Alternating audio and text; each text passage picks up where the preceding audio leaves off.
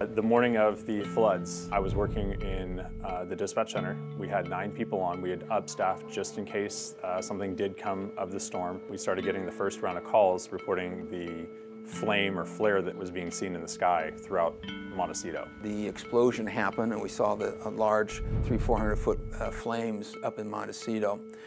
And about that time, we started hearing radio traffic that the various fire engines were not able to get there because the road was blocked. We were up at QAD in Summerlin, the big hill in Summerlin. When the rain hit about 3:30 in the morning, when it got really heavy, I drove down the hill and it was blocked in every direction that I tried to go. The freeway, East Valley Road, Sheffield Drive, they were all blocked. My immediate concern was getting to the people that needed help. California Highway Patrol officers had similar problems. 2 CHP officers were responding to a call of a structure fire when they unknowingly drove right into the path of the mud flow. There is a very active mudslide coming down Olive Mill. It overtook our vehicle as we were heading north on Olive Mill. We were able to barely escape. The rain cells just happened to focus on the main burn areas above Montecito. Get out of here! Get out of here! Get out of here! Go! Go! It was pretty intense. It was raining very, very hard. So hard that it was hard to see 10 feet in front of you when you're driving. The flash flood's right there! Get out of here! Go! Oh my God, Mom! A little after 4, it was just nonstop for about a good 90 minutes plus of 911's alternate lines just ringing without any break. Yes, I need help. Let's get to Isabel Lane. Okay, I'm so sorry. Your phone's cutting in and out. What is going on at the address? The house is about to be washed away. We need help. And it was everything that you can imagine, from I'm trapped in my house but I'm safe to I'm stuck in the upstairs and it's flooded everything in my downstairs. You need to come to our house. Our house is filled with mud. I have a newborn. I understand that. We're gonna die. You have a 2-story house? Can you get up out of the... No, it's 1 story. Okay. All right, we do have your call, okay? We'd be up to our necks in mud if we tried to get off our bed. I don't know if we're gonna live. Okay, we're trying to get you help though, okay? Just get as high as you can. Okay, bye. Okay. There was trees 2 to 3 feet in diameter, 20, 30 feet long, piled on the top of the road. So we were having a little frustrating time trying to get into the area. Mike, get in the car! Mike, get in the car! Get in the car, Mike! Get in the car! Back up. Some people said I'm here, but when guys got there said that house isn't here anymore, and realized that yeah, they're still in their house, but their house had either moved from where the address marker was or wasn't a recognizable address from the mud just covering any signage. Very infrequently do we deal with the amount of mud and debris that we had to deal with in this instance. Just logistically getting from point A to point B, it's 10 times harder than walking through 10 feet of snow. It's amazing how difficult it can be.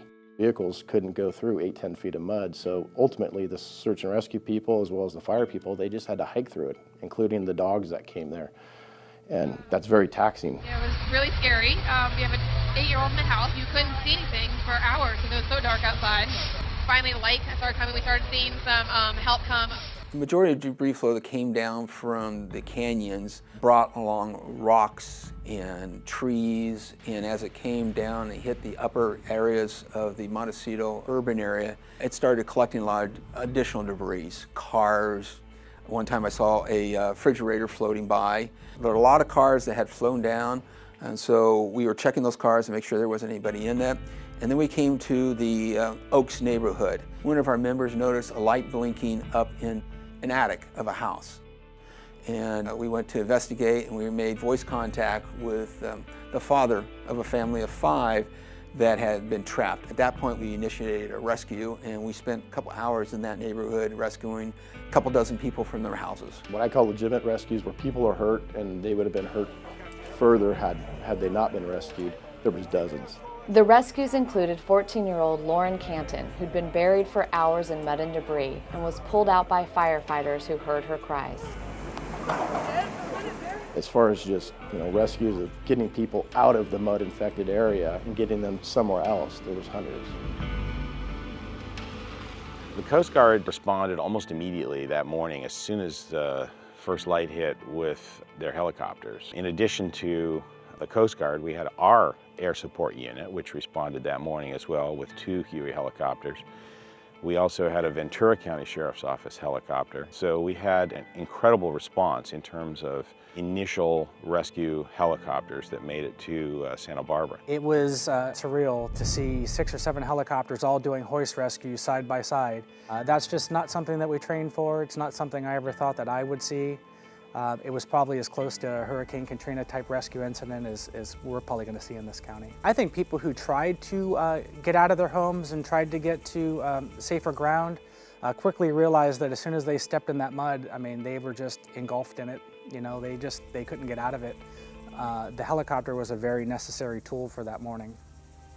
Calls started coming in of bodies littering the various parts from basically the beach all the way up to Olive Mill and Hot Springs. And unfortunately, that is our job, and we had to be the ones to go and do body recovers. There were people that were out walking around and trying to see what happened, which made doing rescues a little bit challenging. Well, obviously, we were trying to recover those that had passed, which took quite a bit of time. Most of the mud that I went through was probably close to waist deep, so it was pretty challenging, especially doing the recoveries. It was hard to get through the mud, and we tended to have to walk long distances because we couldn't necessarily get our cars through a lot of the portions, so we'd have to walk in.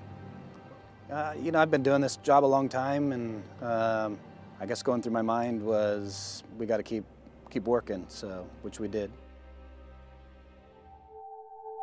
Deputies worked around the clock to help determine who was accounted for and who was still missing.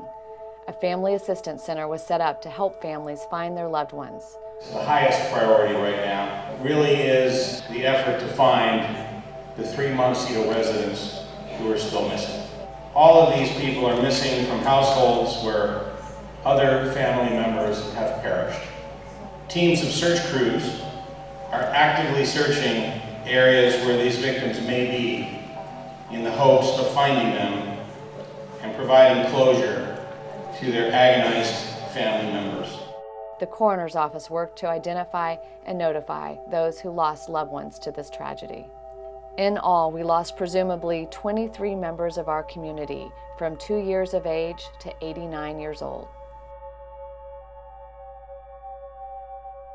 We've had search dogs on the team since the 1960s, and they've been instrumental in helping us search for people. These dogs are both what we call live subject finders, but also cadaver dogs, and look for people that are deceased. And we use them quite extensively during the debris flow. As far as team members, the dogs bring to us an ability to perform a skill that we can't do because of their sense of smell.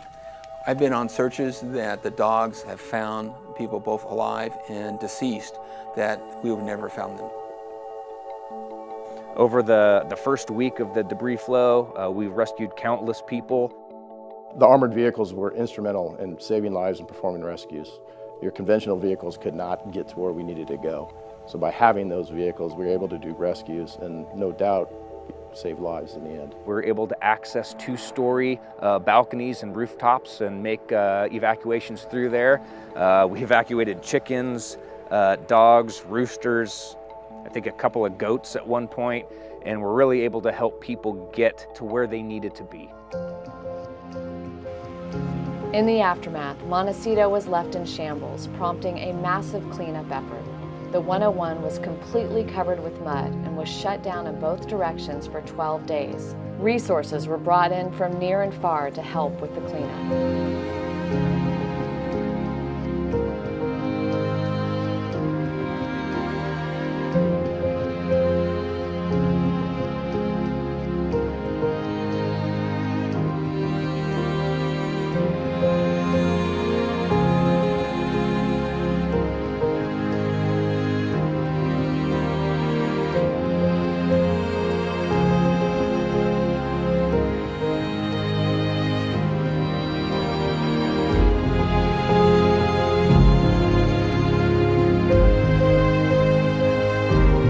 Escorting people in that for the first time they were seeing their houses that had been destroyed or damaged heavily, and some of them knew their house was destroyed, completely demolished, but it was their first time really seeing it, and that ended up being a pretty emotional event for everyone.